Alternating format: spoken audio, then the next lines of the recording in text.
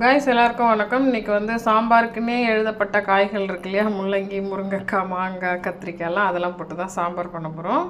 So ஒரு சின்ன எலுமிச்சங்காய் அளவு புளி ஊற வச்சுருக்கேன். அப்புறம் தக்காளி கட் பண்ணி வச்சுருக்கேன். பசுமஞ்சள் ஒரு துண்டு, அதை தீத்தி போட போகிறோம். ஸோ இதெல்லாம் புளி தண்ணியில் டேரெக்டாக சேர்க்க போகிறோம். வெங்காயம், தக்காளி, மற்ற காய்கறிகள்லாம் சேர்த்து அப்படியே கொதிக்க விட வேண்டியதான். நம்ம வந்து ஓல்டு மெத்தடில் தான் சாம்பார் பண்ண போகிறோம்.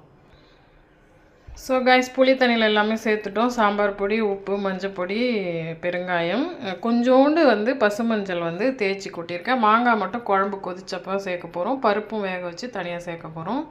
கொதிக்க வச்சுக்கலாம். குழம்பு கொதிச்சுட்டு மாங்காய் சேர்த்துக்கலாம்.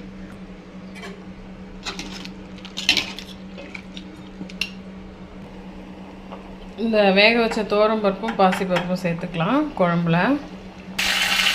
ஸோ பருப்பெல்லாம் சேர்த்து குழம்பு கொதிச்சுட்டு தாளிப்பு வடகம் சேர்த்து நம்ம குழம்பும் தாளிச்சு வச்சு ட்ரை பண்ணுங்கள். தேங்க்யூ.